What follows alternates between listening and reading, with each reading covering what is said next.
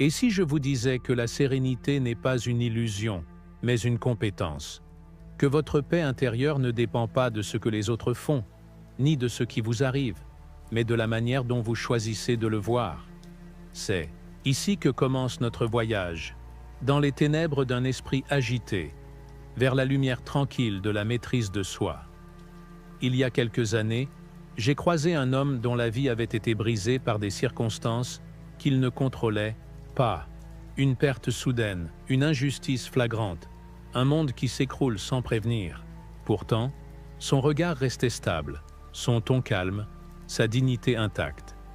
J'ai compris plus tard qu'il avait lu Épictète. Pas une fois, pas deux, mais jusqu'à ce que ces principes deviennent une seconde nature. Le premier principe du stoïcisme, selon Épictète, est le fondement de tout le reste. Ce ne sont pas les événements eux-mêmes qui nous troublent, mais le jugement que nous portons sur eux. Imaginez une tempête. Le vent hurle, la pluie frappe fort. Vous ne pouvez pas arrêter la tempête, mais vous pouvez apprendre à ne pas en avoir peur. C'est une idée si simple qu'on pourrait la balayer d'un revers de main. Et pourtant, chaque fois que nous nous sentons trahis, en colère, tristes ou impuissants, ce n'est pas parce que l'événement en soi est insupportable. C'est parce que nous avons décidé, consciemment ou non, de le voir comme une attaque, une injustice, une perte. Épictète disait « Ce qui trouble les hommes, ce ne sont pas les choses, mais les opinions qu'ils en ont. » Cette phrase, si vous la laissez résonner assez longtemps en vous, devient une arme puissante contre l'angoisse moderne, parce qu'elle vous rend le pouvoir. Et ce pouvoir, c'est votre jugement. Prenons un exemple banal. Vous êtes dans les embouteillages, en retard pour un rendez-vous important. Vous pouvez penser « C'est insupportable, c'est toujours pareil, les autres sont idiots. » Et vous vous sentez bouillir. Mais vous pouvez aussi penser « Ce n'est pas sous mon contrôle, je vais respirer. Ce moment est à moi. » Et soudain, vous êtes libre, même coincé entre deux voitures. Ce pouvoir ne dépend pas d'un miracle. Il se cultive, comme un art martial intérieur. Cela demande une vigilance constante, un travail silencieux, une rigueur douce. Cela demande de devenir le gardien de vos pensées. Quand vous sentez monter l'irritation, la peur, la jalousie, posez-vous une seule question.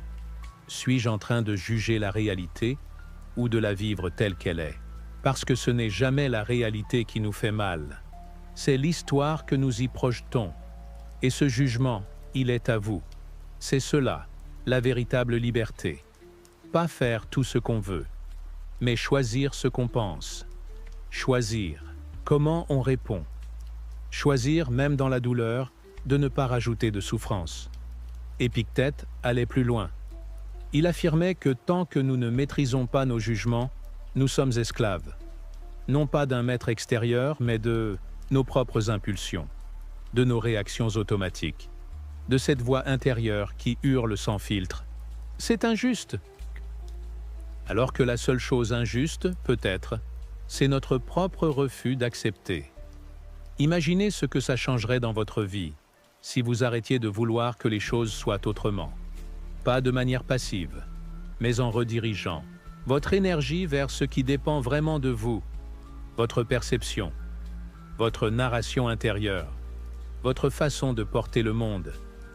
Quand vous traversez un jour noir, vous pouvez sombrer dans l'apitoiement ou vous dire « Voilà une occasion de m'exercer ». Parce que chaque épreuve est un terrain d'entraînement pour le stoïcien. Chaque inconfort est une invitation à reprendre les rênes de votre esprit. Et parfois, ce n'est pas l'événement qu'il faut changer. C'est l'histoire que vous vous racontez à son sujet. Laissez-moi vous poser une question. Qu'est-ce qui, dans votre vie aujourd'hui, vous fait souffrir? Uniquement parce que vous le jugez comme une injustice, un échec, une perte? Et si, au lieu de cela, vous le voyez comme une leçon, une initiation, une purification? Changer son jugement, ce n'est pas se mentir. C'est changer de point de vue. C'est retrouver une forme de clarté, de calme, de silence intérieur. C'est se désidentifier du drame et se reconnecter à ce qui, en nous, reste inébranlable. Voilà pourquoi ce premier principe est la clé. Si vous ne retenez qu'une chose, retenez cela. Ce que vous pensez du monde détermine ce que le monde est pour vous. Et la bonne nouvelle, c'est que vous pouvez penser autrement. À chaque instant, vous pouvez choisir un nouveau jugement, plus sage, plus aligné, plus libre. Ce n'est pas facile, mais c'est simple. Et parfois, la simplicité est ce qu'il y a de plus révolutionnaire. Il y a une phrase qu'Épictète aimait répéter à ses élèves. Ne demande pas que les choses arrivent comme tu le veux, mais veuille qu'elles arrivent comme elles arrivent, et tu seras heureux. C'est beau, profond, mais incomplet. Si l'on oublie un principe fondamental, dans tout ce qui arrive, tu peux encore choisir le bien.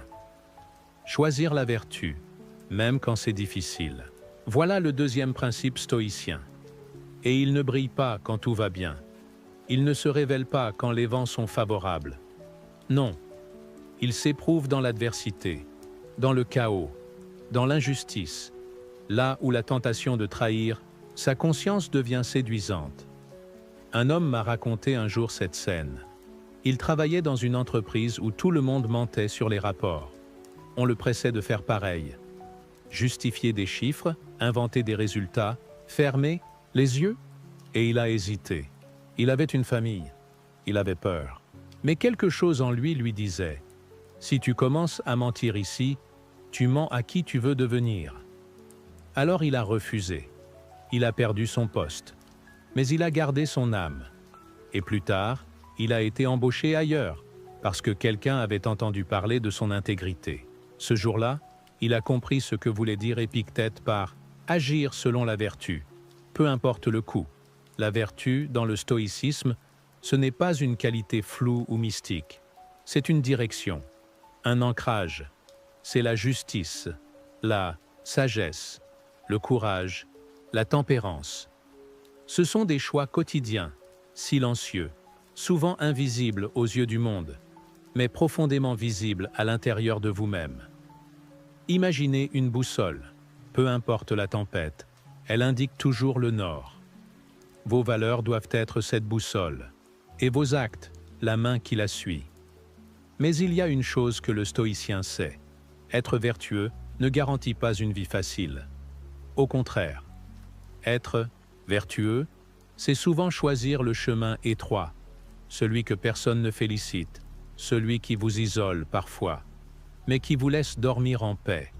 Et c'est là la récompense, pas l'argent, pas l'admiration, mais la paix intérieure, celle qui ne dépend d'aucun témoin, celle qui ne se négocie pas. Épictète insistait aussi sur la cohérence. Il disait « Ne dis pas que tu veux être vertueux, agis comme quelqu'un qui l'est déjà. » Parce que le monde ne nous juge pas sur nos intentions, mais sur nos gestes. Et chaque geste est un témoignage silencieux de nos principes. Alors, comment résister aux tentations? Comment choisir le bien quand le mal semble plus pratique, plus rapide, plus rentable?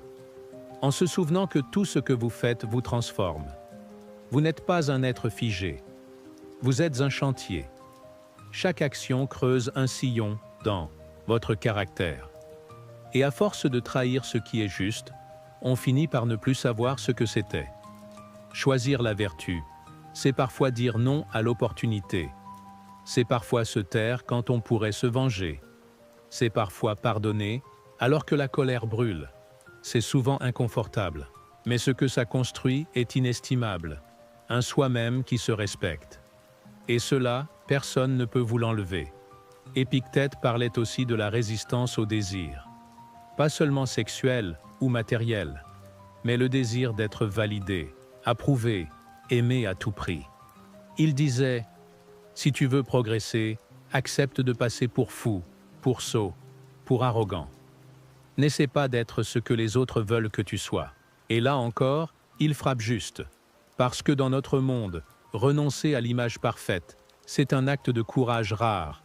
Être vertueux, c'est parfois échouer selon les critères du monde, mais triompher selon les vôtres. Et c'est peut-être ça, la plus grande leçon de ce principe. Tu n'as pas besoin de la permission des autres pour être quelqu'un de bien. Tu as juste besoin de décider, aujourd'hui, maintenant, que quoi qu'il arrive, tu ne te trahiras pas. Alors, Pose-toi cette question. Qu'est-ce que tu sais être juste, mais que tu refuses encore de faire, par peur, par confort ou par fatigue? Et qu'est-ce que ça te coûte vraiment de ne pas le faire, parce que chaque fois que tu choisis la facilité au lieu de la vertu, tu t'éloignes de toi-même. Et chaque fois que tu tiens bon, même dans l'ombre, tu construis une force tranquille. Celle qui, un jour, écrasera les jours noirs sans effort, parce que tu seras devenu plus solide qu'eux. Un bruit à peine audible dans la poitrine, une tension qui monte sans qu'on s'en rende compte, un regard, une attente, une frustration. Ce n'est ni une menace, ni une douleur réelle. C'est un désir, et parfois, un rejet. Et pourtant, ce sont ces petites forces invisibles qui guident ou déforment le cours entier de nos vies. Le troisième principe d'Épictète nous plonge dans cette bataille silencieuse, la maîtrise de nos désirs et de nos aversions. Il ne s'agit pas ici de se couper du monde, il s'agit de ne plus lui appartenir. Combien de fois dans une journée faites-vous quelque chose, non pas parce que c'est juste, mais parce que vous le désirez ardemment, ou au contraire, évitez-vous une action juste simplement parce qu'elle vous déplaît? Ce mécanisme, si banal, est aussi la racine de notre souffrance. Épictète ne nous demande pas de tuer nos émotions. Il nous invite à ne plus leur être esclaves, parce que celui qui ne sait pas dire non à un désir ou oui à une situation inconfortable n'est pas libre. Il est mené par le nez. Il croit choisir, mais il ne fait qu'obéir. Il racontait à ses élèves: « Imaginez que vous soyez un chien attaché à un char. Le char avance, quoi qu'il arrive. Si vous résistez, vous serez traîné. Si vous marchez avec, vous garderez votre dignité. Ce char, c'est la vie. Vos désirs, ce sont les chaînes. Apprenez à les relâcher, et vous marchez enfin libre. Prenons un exemple simple. Vous avez faim. Ce n'est pas une tragédie, mais vous désirez une chose précise, un plat, un goût, une satisfaction immédiate. Si ce désir est frustré, vous devenez agité, irrité, voire agressif. Pourtant, vous n'êtes pas réellement en danger. C'est votre attachement au plaisir qui vous fait souffrir. L'inverse est tout aussi vrai. Vous devez faire une tâche désagréable, ranger, appeler un proche difficile, assumer une faute. Mais vous y résistez. Pourquoi? Parce que votre esprit rejette l'inconfort. Et ce rejet devient plus pénible que l'action elle-même.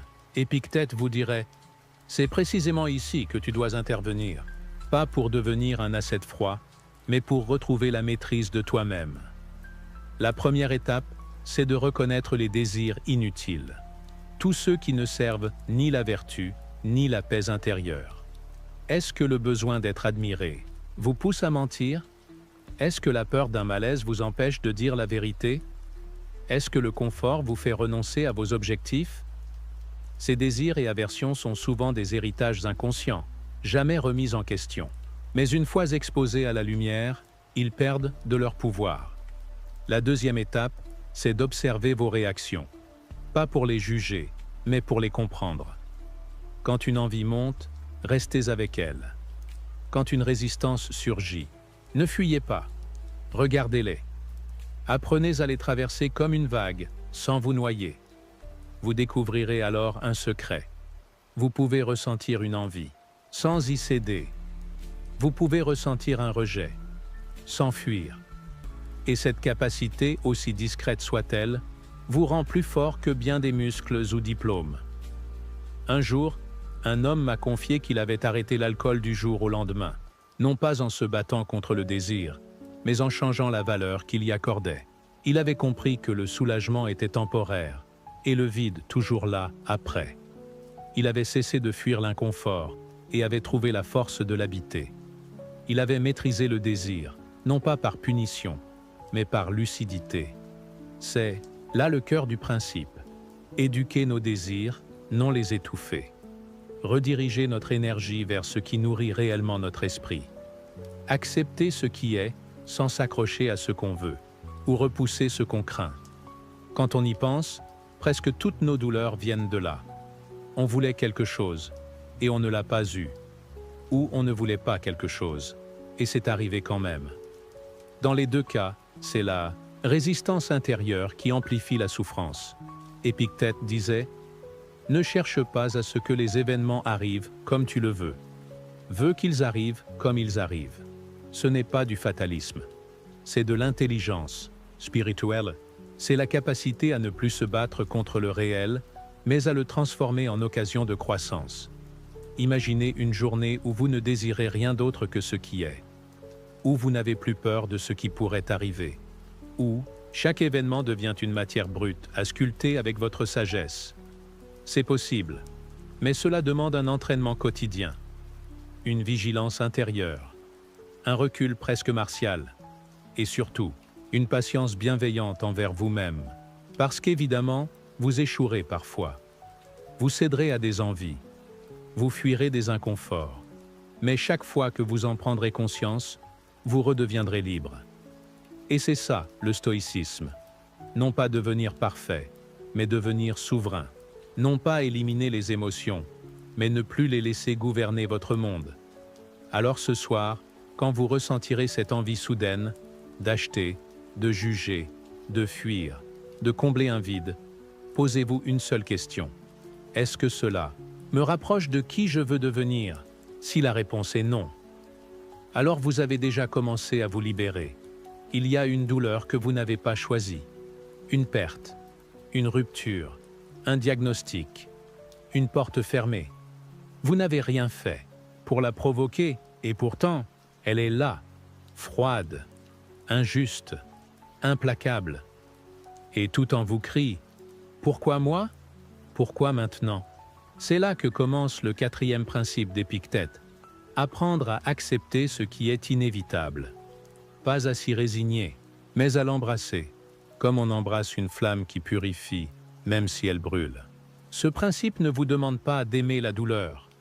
Il vous demande de voir au-delà de la douleur, de cesser de vous battre contre ce que vous ne pouvez changer, pour commencer à cultiver la paix au cœur même de l'irréversible. Il y a une vérité que vous connaissez déjà, même si vous la fuyez parfois. La vie n'attend pas votre permission pour changer. Vous pouvez faire tout ce qu'il faut, cocher toutes les cases, prier, prévoir, protéger. Et pourtant, un jour, quelque chose que vous aimez vous sera retiré. Ou quelqu'un. Et ce jour-là, la seule chose qui restera entre vous est la chute, totale. C'est ce que vous avez fait de votre esprit. Épictète disait « Il ne dépend pas de toi d'être malade ou non, mais il dépend de toi d'en faire une occasion de vertu. » Cela paraît dur, cruel même, mais regardez autour de vous. Certains tombent à genoux face à l'inévitable. D'autres s'élèvent, non pas parce qu'ils aiment souffrir, mais parce qu'ils ont compris une chose essentielle. La résistance inutile est une double peine. Quand vous perdez quelque chose et que vous refusez d'accepter cette perte, vous souffrez deux fois. Une fois par le fait lui-même, et une seconde fois par votre refus de l'accepter. Alors que fait le stoïcien? Il ne fuit pas, il ne dramatise pas, il respire, il dit « c'est ainsi ». Et maintenant, que puis-je faire avec ça? Il s'agit ici d'un art subtil, un art que l'on n'enseigne pas à l'école, celui de la transformation du réel. Il ne s'agit pas de renier sa peine, au contraire, il s'agit de l'honorer sans qu'elle vous dévore. Je me souviens d'un homme qui avait perdu son fils. Un accident bête, brutal. Pendant des mois, il a hurlé sa colère. Contre Dieu, contre le monde, contre lui-même. Puis un jour, il est tombé sur une phrase d'Épictète.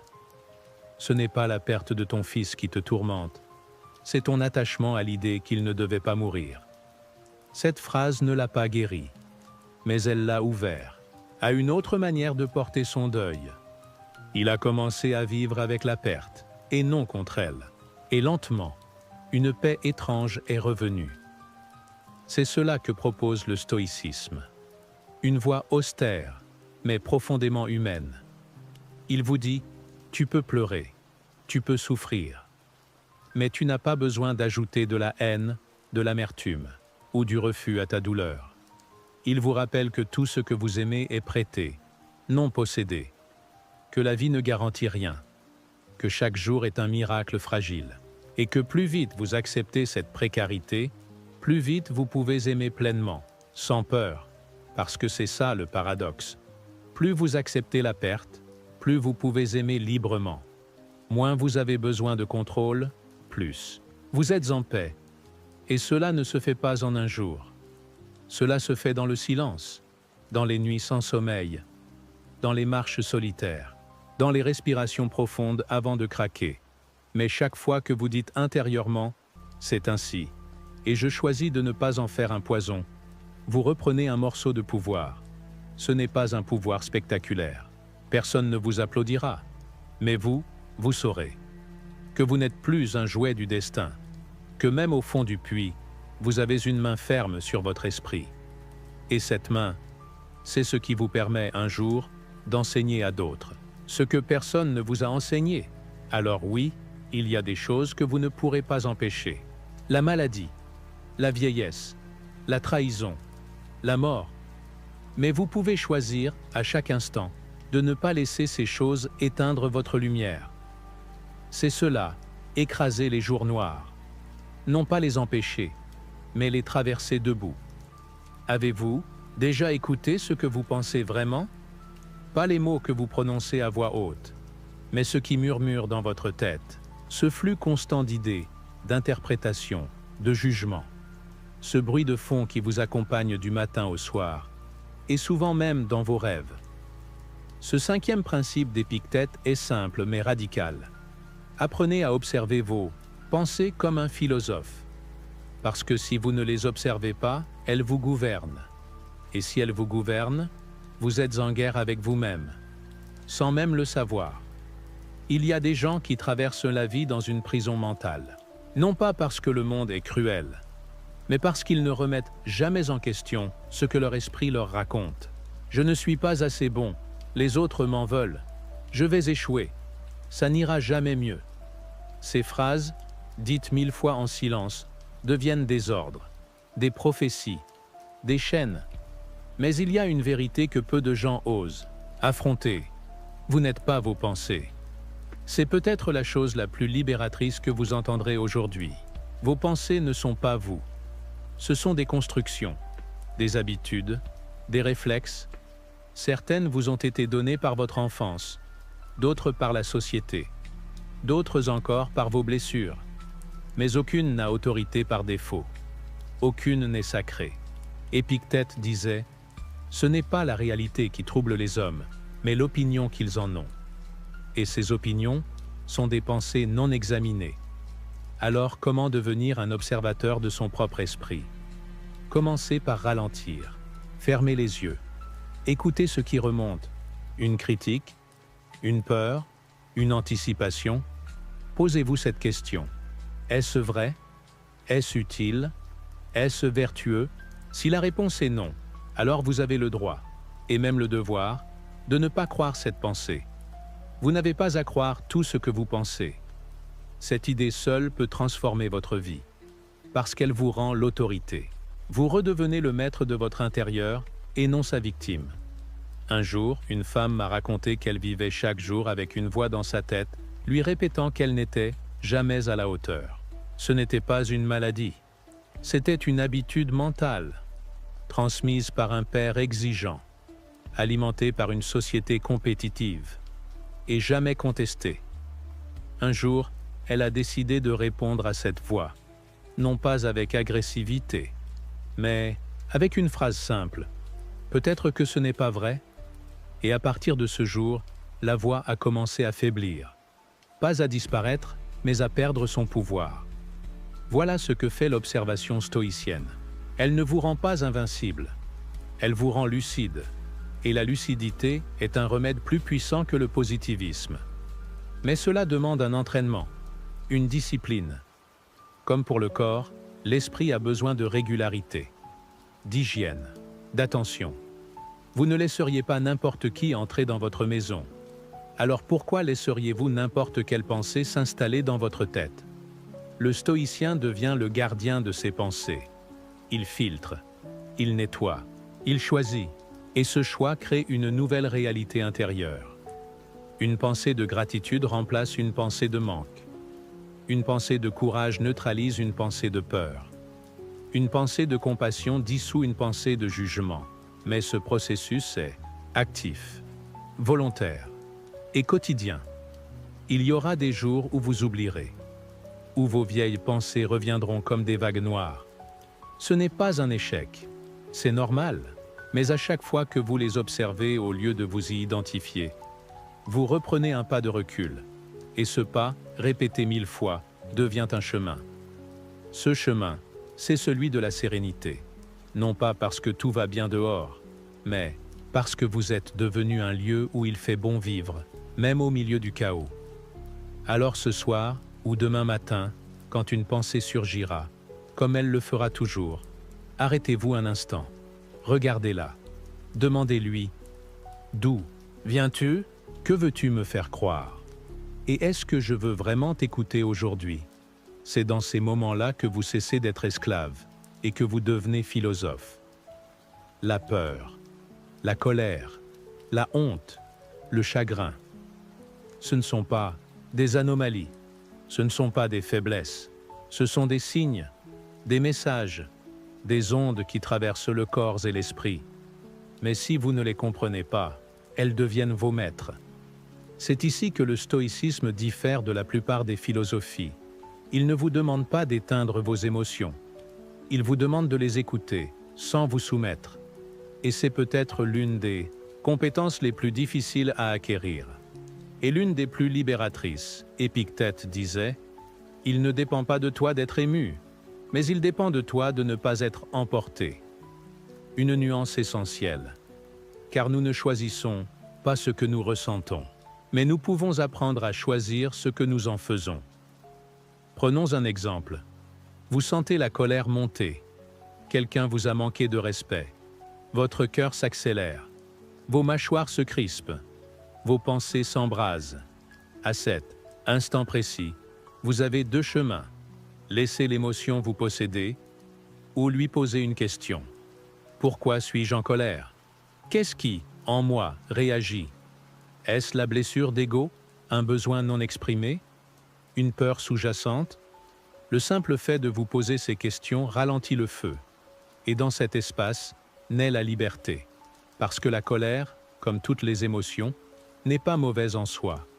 Elle devient destructrice quand elle est automatique, incontrôlée, aveugle. Le stoïcien, lui, devient alchimiste. Il transforme la colère en justice, la peur en prudence, la tristesse en tendresse. Il ne nie rien, mais il oriente. C'est là toute la subtilité du principe. Vous n'êtes pas un roc insensible. Vous êtes une conscience capable d'éclairer ses propres tempêtes. Et cette lumière vient de la compréhension. Une femme m'a un jour raconté qu'elle pleurait souvent en secret, sans savoir pourquoi. Elle pensait être faible, instable, trop émotive. Puis elle a commencé à écrire ce qu'elle ressentait. Et elle a découvert que derrière chaque tristesse se cachait une attente irréaliste. Que les autres la comprennent sans qu'elle parle, qu'elle ne déçoive jamais, qu'elle ne perde jamais le contrôle. Cette prise de conscience ne l'a pas empêchée de pleurer, mais elle a changé la nature de ses larmes. Elles sont devenues un nettoyage, pas un naufrage. C'est cela, comprendre ses émotions. Ne plus s'en méfier, ne plus les censurer, mais leur offrir un espace sûr pour se dire, sans qu'elles prennent le pouvoir. Et cela vaut aussi pour la joie, parce que même les émotions positives peuvent nous tromper. Une euphorie incontrôlée peut nous rendre imprudents. Un attachement excessif peut masquer une peur de l'abandon. Le stoïcien ne cherche pas à tout rationaliser. Il cherche l'équilibre émotionnel. Un calme intérieur qui ne dépend pas de la météo de l'âme. Cela demande une vigilance bienveillante, pas une surveillance brutale. Il ne s'agit pas de contrôler chaque battement de cœur, mais de créer une relation saine avec ce qui vous traverse. Vous pouvez dire à votre peur « Je te vois, tu veux me protéger », mais ce danger n'est pas réel. Vous pouvez dire à votre tristesse « Je t'accueille, tu portes un deuil, mais je suis encore vivant ».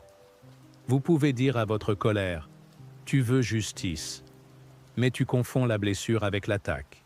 Et à force, ces dialogues intérieurs deviennent des réflexes, des ancrages, des points d'appui quand tout vacille. Parce qu'un jour, tout vacillera. Et ce jour-là, la qualité de votre lien avec vos émotions déterminera si vous coulez ou si vous transformez l'épreuve en force tranquille. Épictète ne promet pas une vie sans douleur. Mais il promet une chose. Vous pouvez apprendre à ne plus ajouter de souffrance inutile à la douleur inévitable. Et cette promesse tient, à condition d'apprendre chaque jour à écouter ce que vous ressentez, sans que cela décide à votre place. Alors ce soir ou demain, quand vous sentirez quelque chose monter, colère, peur, nostalgie, ne fuyez pas, ne luttez pas, écoutez, respirez, parlez-lui.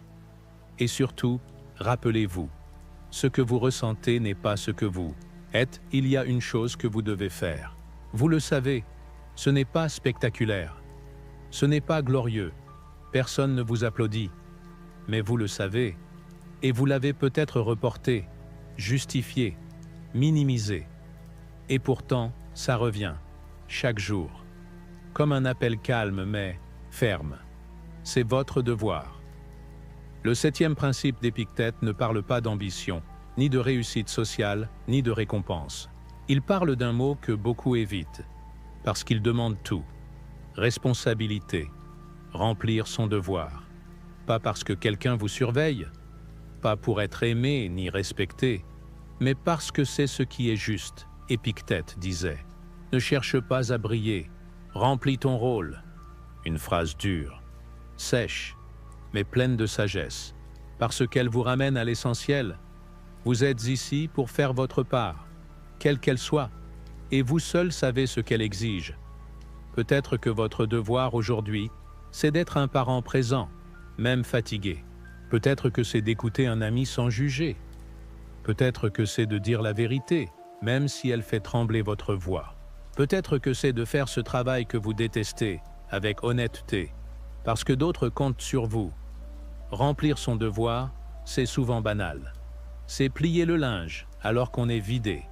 C'est répondre avec patience alors qu'on voudrait hurler. C'est continuer d'avancer, un pas à la fois, sans certitude, mais avec intégrité. Ce principe n'est pas là pour vous épuiser. Il est là pour vous rappeler que vous êtes un maillon dans un tissu plus vaste. Et quand chacun fait sa part, silencieusement, le monde tient debout. Mais attention, le devoir ne veut pas dire sacrifier sa santé ou s'oublier. Il ne s'agit pas d'être martyr. Il s'agit de faire ce qui est juste, sans attendre de retour. C'est cette absence d'attente qui fait toute la noblesse de ce principe. Un jour, un homme m'a raconté qu'il avait soigné son père mourant, chaque jour, pendant 8 mois. Son père ne le remerciait jamais. Il râlait, il accusait. Mais l'homme, chaque matin, revenait. Il disait « Je le faisais, non pas pour lui, mais pour ce que je ne voulais pas perdre en moi. » Ce genre de fidélité forge un être humain que rien n'ébranle. Et le plus beau, c'est que le devoir n'est pas rigide. Il évolue, il s'adapte, il change avec les saisons de la vie, mais il est toujours là, comme une ligne intérieure, une direction, une cohérence. Épictète insiste aussi sur une chose. Vous avez un devoir envers vous-même. Ce n'est pas égoïste, c'est essentiel. Si vous ne prenez pas soin de vous, si vous ne cultivez pas votre esprit, si vous ne respectez pas vos limites, vous trahissez ce que vous êtes censé offrir au monde. Et cela nous amène à un point clé. Parfois, remplir son devoir, c'est dire non à l'exploitation, à l'injustice, aux attentes irréalistes, parce que la vertu ne consiste pas à se nier, mais à se donner dans la justesse. Remplir son devoir, c'est aussi oser faire face aux conflits moraux. Parfois, il n'y a pas de bonne solution, seulement la moins fausse. Et dans ces moments, votre seule boussole est votre conscience. Elle ne crie pas fort, mais elle sait, alors écoutez-la, même si le monde vous dit le contraire. Et surtout, ne confondez pas devoir avec procrastination noble. Je n'ai pas le temps, ce n'est pas le moment. Je dois attendre d'être prêt. Non, Souvent, le devoir vous attend maintenant. Il est là, dans ce que vous évitez, dans ce que vous savez devoir affronter, mais que vous enterrez. Affrontez-le, avec courage, avec calme, avec dignité, parce qu'à la fin, votre paix ne viendra pas de ce que vous avez accompli, mais de ce que vous n'avez pas trahi. Et si vous tombez en chemin, ce n'est pas grave. L'essentiel, c'est d'avoir marché. Il y a des choses que vous ne pouvez pas faire. Et ce n'est pas une tragédie. C'est un fait, une réalité, aussi naturelle que la gravité. Mais dans un monde qui glorifie le dépassement de soi, l'optimisation constante, la performance sans fin, admettre ses limites semble une faiblesse. Pour le stoïcien, c'est tout le contraire. Reconnaître ses limites, c'est retrouver le réel. C'est quitter le fantasme du contrôle total. Et c'est là que commence la vraie puissance, celle qui ne prétend pas, celle qui agit avec justesse. Ce 8e principe d'Épictète ne vous demande pas de renoncer à vos ambitions. Il vous invite à faire la paix avec ce qui échappe à votre pouvoir. Et surtout, à identifier ce que vous pouvez vraiment influencer, pour y concentrer toute votre énergie. Épictète disait « N'exige pas que les événements arrivent comme tu le veux, mais veux qu'ils arrivent comme ils arrivent. » Cela ne veut pas dire abandonner ses projets. Cela veut dire cesser de se battre contre l'inévitable. Il y a une humilité radicale dans cette idée. Vous n'avez pas été conçu pour tout faire. Vous n'avez pas tous les talents. Vous n'aurez pas toutes les opportunités. Et plus tôt vous l'acceptez, plus tôt vous arrêtez de gaspiller votre énergie dans des comparaisons stériles. Un homme m'a confié un jour qu'il passait ses nuits à ruminer ses échecs. Il avait 47 ans. Il avait tenté plusieurs carrières, sans succès flagrant. Il regardait ses anciens camarades avec jalousie. Et plus il s'en voulait, moins il avançait. Un jour, il a lu cette phrase d'Épictète. « Ce n'est pas l'événement qui te détruit. C'est l'idée que tu aurais dû être autre. » Ce jour-là, il a cessé de courir après une image idéalisée de lui-même. Il a commencé à cultiver ses vraies forces. Et surtout, il a retrouvé sa paix. Parce que c'est cela, le vrai bénéfice de la reconnaissance des limites. La fin de la guerre intérieure. Cette tension constante entre ce que vous croyez devoir être et ce que vous êtes vraiment. Ce principe vous libère aussi d'un autre poison, la vanité. Quand vous savez que vous avez des angles morts, des fragilités, des domaines où vous n'excellerez jamais, vous cessez de vous comparer, vous cessez de mépriser les autres, vous devenez humble. Et l'humilité crée l'espace pour la vraie grandeur. Mais cela ne veut pas dire passivité. Cela ne veut pas dire fatalisme. Cela veut dire « je connais mon champ d'action, et dans ce champ, je me tiens droit ». C'est là que naît la discipline, celle qui ne cherche pas à briller partout, mais qui cultive, en silence, ce qu'elle peut maîtriser. Une habitude, une pensée, une réaction, une décision. Reconnaître ses limites, c'est aussi faire la paix avec la réalité. Le monde est ce qu'il est. Les gens sont ce qu'ils sont. Vous pouvez vouloir les changer, ou vous pouvez adapter votre façon d'y répondre. Et c'est cette adaptation consciente qui fait de vous un stoïcien. Cela demande aussi du courage, parce qu'accepter ses limites, c'est parfois dire « je ne peux pas tout sauver, je ne peux pas tout porter, je ne peux pas tout comprendre ». Et ce moment, aussi douloureux soit-il, est souvent le début d'une sagesse vraie. C'est aussi un acte de tendresse envers soi-même, parce que trop souvent, nous attendons de nous-mêmes des performances surhumaines. Être parfait au travail, disponible à la maison, présent pour les autres, tout en étant calme, beau, brillant, ce mythe vous écrase et il vous coupe de votre humanité. Alors ce principe vous invite à redescendre, à respirer, à dire « je fais de mon mieux » et parfois c'est suffisant. Et si vous doutez encore, souvenez-vous de ceci. Même les plus grands sages avaient leurs faiblesses. Même les figures historiques les plus admirées ont eu leurs limites. Ce n'est pas ce qui les a diminuées, c'est ce qui les a rendues réelles. En reconnaissant vos limites, vous redevenez humain. Et dans cette humanité assumée, vous trouvez une force douce, une solidité tranquille, celle de quelqu'un qui n'a plus besoin de tout prouver. Alors aujourd'hui, posez-vous cette question. Qu'est-ce que je m'impose, que je pourrais laisser tomber? Ou est-ce que je me mens à moi-même par peur d'être moins? Et que se passerait-il si j'acceptais, vraiment, de n'être qu'un être humain parmi d'autres, avec ses dons et ses contours? C'est là que commence la paix. Vous connaissez cette sensation. Elle monte sans prévenir. Elle serre la gorge. Elle enflamme la poitrine. Elle vous pousse à dire des choses que vous regrettez aussitôt, ou à ruminer pendant des heures, des jours, parfois même des années. C'est la colère, ou peut-être la jalousie, la rancune, la peur. Ce sont les émotions qu'Épictète appelait les poisons de l'âme. Le 9e principe du stoïcisme n'est pas un appel au silence froid. Ce n'est pas un refus de sentir. C'est un appel à la vigilance émotionnelle, à l'art de repérer, dès leur premier frémissement, ces émotions qui veulent prendre le contrôle, et choisir à la place la lucidité, parce qu'une seule minute de colère peut détruire une amitié de 10 ans, parce qu'une jalousie non reconnue peut saboter un amour encore fragile, parce qu'un ressentiment nourri en silence devient une chaîne que vous portez seul. Épictète enseignait que ces émotions ne sont pas le mal en soi, mais qu'elles sont le fruit d'un raisonnement erroné, une erreur de jugement, une interprétation déformée de la réalité, et que donc elles peuvent être désamorcées, non pas en les refoulant, mais en les éclairant.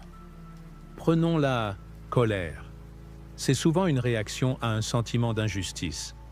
Mais que se passe-t-il si vous acceptez que les autres ne vous doivent rien, que chacun agit selon son propre niveau de conscience, que leur comportement parle d'eux, pas de vous? Alors la colère n'a plus de terre pour germer. Ou la jalousie, elle naît de la comparaison, du sentiment que l'autre a pris quelque chose qui vous était destiné. Mais si vous reconnaissez que la vie n'est pas une compétition, que le bonheur n'est pas un gâteau qu'on partage, mais une lumière qu'on cultive, alors la jalousie perd son sens. Même la peur, cette vieille compagne des humains, peut être transmutée. Non pas niée, mais reconfigurée. Le stoïcien ne nie pas le danger. Il s'y prépare. Il ne dramatise pas. Il anticipe. Il transforme la peur en prudence. Il se demande « Que puis-je faire ici et maintenant pour répondre au réel, sans me soumettre à l'imaginaire ?» C'est là tout le travail, sortir de l'émotion automatique, pour entrer dans la réponse volontaire. Mais ce travail demande de l'entraînement, de la présence, une attention constante à l'intérieur de soi, non pas pour tout contrôler, mais pour tout éclairer. Parce que ce que vous éclairez, vous commencez à le libérer. Un homme m'a dit un jour qu'il ne savait même plus, qu'il vivait dans la rancune. Il appelait ça de la mémoire. Il pensait ne pas avoir digéré une trahison. Mais en vérité, il nourrissait chaque jour un ressentiment comme on arrose une plante. Et cette plante l'étouffait. Quand il a compris qu'il pouvait choisir de ne plus en faire une identité, il a senti son corps se détendre. Il n'a pas oublié. Mais il a cessé de se définir par sa blessure. Et c'est là que la guérison a commencé. Ce que le stoïcisme vous offre, c'est cette autorité intérieure. Vous n'êtes pas obligé de croire vos émotions les plus toxiques. Vous pouvez les sentir, sans les suivre. Vous pouvez les accueillir, sans les obéir. Et plus vous le faites, plus votre esprit devient un lieu de paix. Pas une paix molle, une paix vivante, solide, capable d'absorber les chocs du monde sans éclater. Alors la prochaine fois que vous sentirez une émotion vous traverser comme un éclair, ne réagissez pas tout de suite. Observez, respirez. Demandez-vous, suis-je dans la réalité ou dans une réaction automatique? Est-ce que cette émotion m'élève ou me détruit? Et si elle vous détruit, sachez ceci, vous avez le droit de ne pas l'écouter. Ce n'est pas un déni. C'est un acte de souveraineté et c'est peut-être là, dans ce choix silencieux, que vous écrasez vraiment les jours noirs.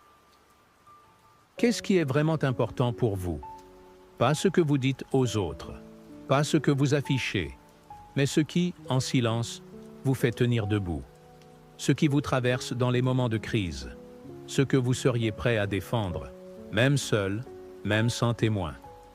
Le 10e et dernier principe d'Épictète est une invitation à la clarté radicale. Honore tes valeurs, choisis tes priorités et laisse le reste, parce que la confusion intérieure commence souvent là. Vous poursuivez des choses que vous ne respectez pas. Vous courez après des objectifs que vous n'avez jamais choisis consciemment. Vous vous épuisez à gravir des montagnes qui ne mènent nulle part. Le stoïcien ne vit pas au hasard. Il ne suit pas les modes ni les envies passagères. Il revient chaque jour à cette question essentielle. Est-ce que ce que je fais est aligné avec ce que je suis? Et cette question, à elle seule, peut redessiner votre vie. Épictète enseignait que la vertu, la sagesse, la justice, le courage, la tempérance, doit être la première priorité. Non pas comme un concept moral abstrait, mais comme un guide de navigation quotidien. Parce qu'en l'absence de valeurs claires, tout vous détourne, tout vous distrait, tout vous avale. Nous vivons dans un monde saturé de sollicitations, notifications, publicités, objectifs de performance, modèles de succès copiés-collés.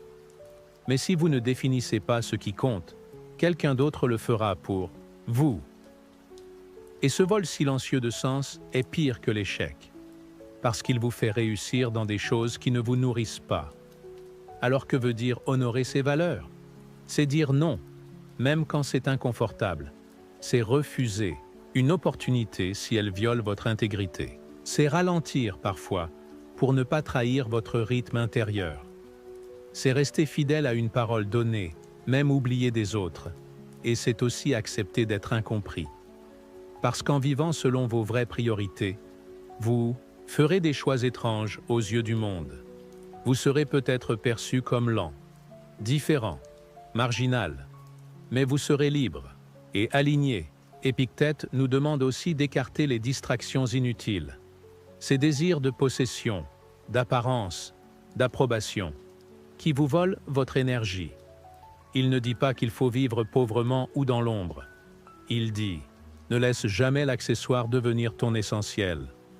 C'est une discipline, une vigilance, une hygiène mentale.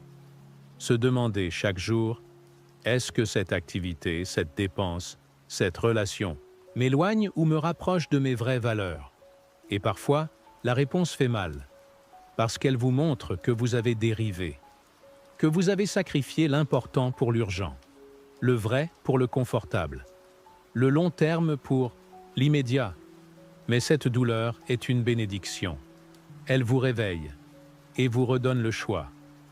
Parce que la vérité est simple. Votre vie est une œuvre. Chaque jour est un coup de pinceau. Et vos valeurs sont les couleurs que vous choisissez. Si vous ne choisissez pas, quelqu'un d'autre peindra pour vous. Un jour, un homme m'a confié qu'il avait tout eu, argent, reconnaissance, voyage, mais qu'il se sentait vide, pas dépressif, juste absent à lui-même, jusqu'à ce qu'il tombe sur une phrase d'Épictète. Ce n'est pas l'abondance qui fait le bonheur, c'est la conformité avec la nature. Il a compris qu'il vivait contre sa propre nature. Il a tout réduit, simplifié, revenu à l'essentiel. Et dans cette épure, il s'est retrouvé. C'est cela, honorer ses priorités. Ce n'est pas vivre petit, c'est vivre plein. Et surtout, c'est ne pas attendre la catastrophe pour choisir ce qui compte. Parce qu'un jour, vous n'aurez plus le temps de changer. Mais aujourd'hui, vous l'avez. Alors fermez les yeux un instant, respirez et demandez-vous, sans filtre, si je devais ne garder que 3 choses dans ma vie, quelles seraient-elles? Ce que vous venez de sentir, ce sont vos vraies priorités. Protégez-les, alimentez-les et construisez autour d'elles, parce que tout ce qui n'est pas aligné avec vos valeurs finit par devenir une distraction toxique. Et tout ce qui est aligné devient une force silencieuse. Une direction claire, une paix profonde, et, à la fin, ce n'est pas ce que vous aurez accompli qui comptera, mais si vous avez été fidèle à ce que vous croyez.